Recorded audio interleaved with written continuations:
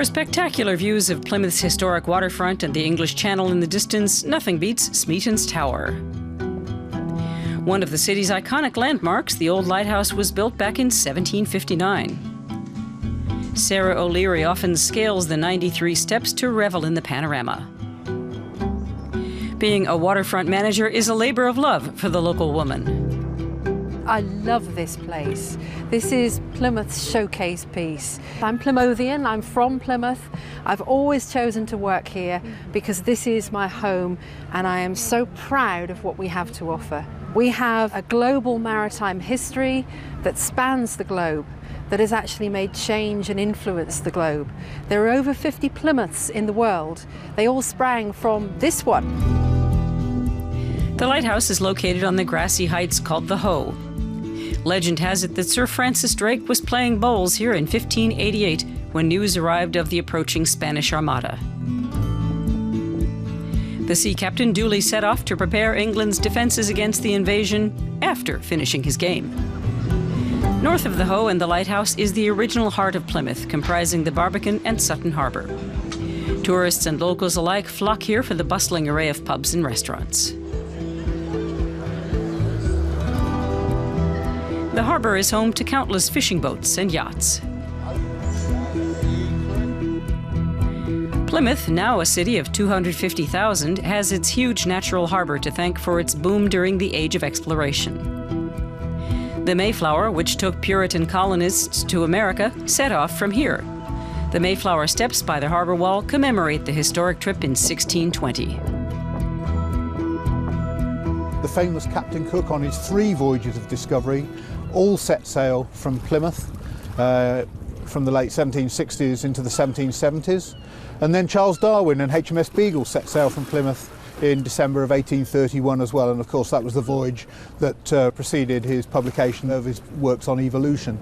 Throughout the 19th century, I guess that link with Australia continues, and something like 360,000 of 420,000 emigrants set sail from near here to Australia and New Zealand.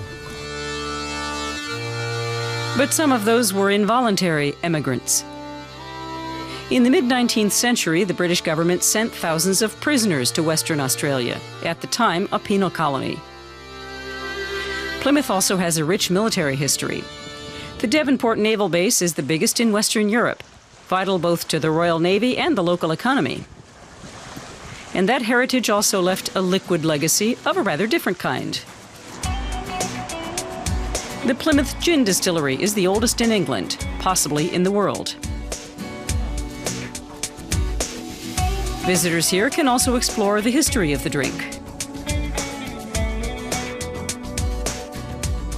Sean Harrison is master distiller. He started working here 20 years ago after serving as a lieutenant in the Royal Navy, which itself played a crucial role in the global export and expansion of gin. The gin comes into the harbour because we started supplying the Royal Navy in 1793. It's when this country went to war with Napoleon, so the Royal Navy was getting bigger again, and Thomas Coates, who the gin was named after, Coates's Gin, recognised a business opportunity. And the reason he came here is because this has been producing alcohol since at least 1650, so he could get his base raw alcohol here.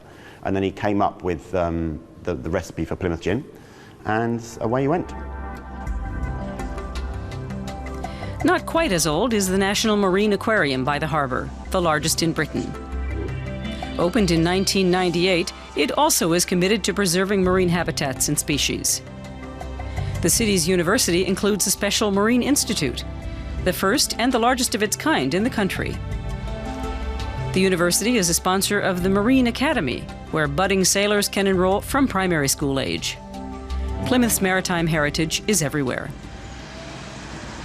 The more modern parts of Plymouth have somewhat sullied the city's image ever since the 1960s. But the authorities are confident that will change thanks to developments like the new Royal William Yard. A series of old listed waterside warehouses and workshops have been converted into apartments, hotels, restaurants, and boutiques. We're trying to change Plymouth's reputation. This area, the Royal William Yard, is a classic example of how development is happening on a large scale. This is the largest collection of Royal Naval Victualling Yard buildings in Europe. This is the up-and-coming place in Plymouth at this stage, right here, right on the tip of the waterfront. Plymouth, home to a glorious past and hoping for a promising future.